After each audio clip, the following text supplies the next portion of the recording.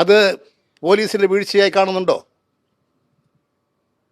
നിങ്ങൾ അതിൽ കാണേണ്ട ഒരു കാര്യം, ഈ രാഷ്ട്രീയം സംശുദ്ധമായിരിക്കണം, രാഷ്ട്രീയത്തിൽ മാന്യതയുണ്ടാകണം, രാഷ്ട്രീയ നേതൃത്വം സംശുദ്ധമാകണം, വ്യക്തിപരമായും സാമൂഹ്യമായും എല്ലാം. എത്ര വലിയ ജീർണതയാണ്! യൂത്ത് കോൺഗ്രസിൻ്റെ സംസ്ഥാന അധ്യക്ഷൻ ഒളിവിലാണ്. നിങ്ങൾ അത് പറയോ ആദ്യം? പിടിക്കേണ്ട കാര്യം രണ്ടാമത്. ഒളിവിലാണ് പോയിരിക്കുന്നത്. MLA ഒളിവിൽ. എന്തിനാ? ഗാന്ധിജി നടത്തിയതുപോലെ ജനങ്ങൾക്ക് വേണ്ടി സമരം നടത്തിയിട്ടാണോ? ഞാൻ ആ കാര്യം പറയുന്നില്ല. എനിക്ക് തന്നെ പറയാൻ ഒരു ലജ്ജ തോന്നുന്നു. ഒരു രാഷ്ട്രീയ നേതാവ്, കോൺഗ്രസിൻ്റെ പ്രമുഖനായ കേരളത്തിലെ പ്രമുഖ നേതാവ്, യുവ കോൺഗ്രസിൻ്റെ നേതാവ് എന്താ ചെയ്തത്? നിങ്ങൾക്കൊക്കെ അറിയാം.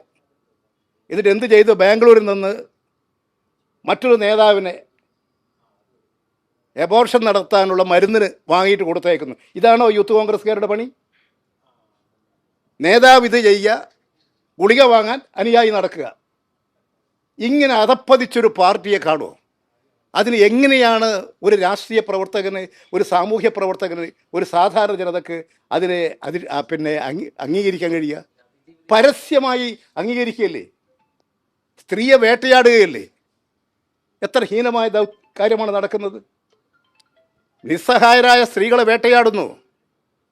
മാധ്യമങ്ങൾ ഉപയോഗിച്ച് രാഷ്ട്രീയക്കാർക്ക് പലതും ചെയ്യാൻ സാധിക്കുമായിരിക്കും. പക്ഷെ ഇവിടെ നീതി സംരക്ഷിക്കപ്പെടണം, സംശുദ്ധമായിരിക്കണം രാഷ്ട്രീയം. നേതൃത്വത്തിൻ്റെ എന്ത് മാതൃകയാണ് അവർക്ക് സന്ദേശമായി കൊടുക്കുന്നത്? ഇതാണോ കോൺഗ്രസിൻ്റെ മഹത്തായ അവരുടെ അണികൾക്ക് കൊടുക്കേണ്ട ധാർമ്മിക മൂല്യം? അതാണ് ചിന്തിക്കേണ്ടത് കോൺഗ്രസ് പാർട്ടി. ഏറ്റവും കോൺഗ്രസിൻ്റെ അങ്ങേയറ്റത്തെ അധപ്പതനം കേരളത്തിൽ വന്നുകൊണ്ടിരിക്കുകയാണ്. അത് നാശോന്മുഖമാവുകയാണ്. അത് വേഗത കൂടിക്കൊണ്ടിരിക്കുകയാണ്, പ്രത്യേകിച്ച് ഇന്നത്തെ രാഷ്ട്രീയ കാലാവസ്ഥയിൽ. അതെ, സൈബർ ആക്രമണത്തിൻ്റെ പിന്നിലും അവർ തന്നെയല്ലേ? അതാ ഞാൻ പറയുന്നത്, സ്ത്രീത്വത്തെ അവമാനിക്കുക, നിസ്സഹായായ സ്ത്രീകളെ ആക്രമിക്കുക, ഇല്ലാത്ത കഥകൾ പ്രചരിപ്പിക്കുക, കേസിനെ വഴിതിരിച്ചു വിടാൻ ശ്രമിക്കുക. ഇതിനെല്ലാം സംരക്ഷണം കൊടുക്കാൻ കോൺഗ്രസ് പാർട്ടിയുടെ ഒരു കൂട്ടം നേതാക്കൾ, എല്ലാവരും ഉണ്ടെന്ന് ഞാൻ പറയുന്നില്ല. ഈ കോൺഗ്രസ് നേതാക്കൾക്ക് സ്വന്തം അനുഭവങ്ങളുണ്ട്. അതുകൊണ്ടാണ് പലരും വഴിമാറി സഞ്ചരിക്കുന്നത്. നമ്മൾ ആലോചിക്കണം, ഇങ്ങനെയാണോ രാഷ്ട്രീയം?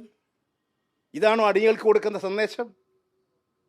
ഈ വൃത്തികെട്ട രാഷ്ട്രീയത്തെ എല്ലാവരും ശക്തമായി അപലപിക്കേണ്ടതായിട്ട് ആവർത്തിക്കാൻ അനുവദിക്കപ്പെടാൻ പാടില്ലാത്തതാണ്.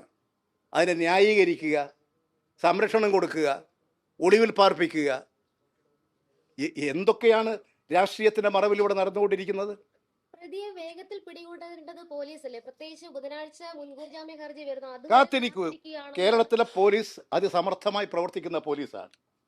നിയമപരമായും എല്ലാ തരത്തിലും കാര്യങ്ങൾ ശരിയായ നിലയിൽ നിരീക്ഷിച്ച് ശരിയായ നിലയിൽ സമീപനം സ്വീകരിക്കുന്ന പോലീസാണ്. അവരെടുത്തു ചാടില്ല, തെറ്റായ നിലപാടുകൾ സ്വീകരിക്കില്ല. അതാണ് ഈ ഗവൺമെന്റിന്റെ ഒരു നയം.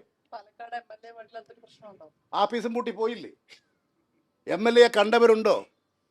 ഒളിവിൽ നേതാവ്, രാജ്യസേവന ഒളിവിൽ.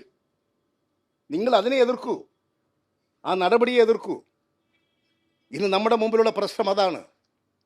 ഇതൊരു സാംസ്കാരിക സംസ്ഥാനമാണ്. കേരളം ഉയർന്ന സാംസ്കാരിക ബോധമുള്ള ഒരു ജനതയുടെ നാടാണ്.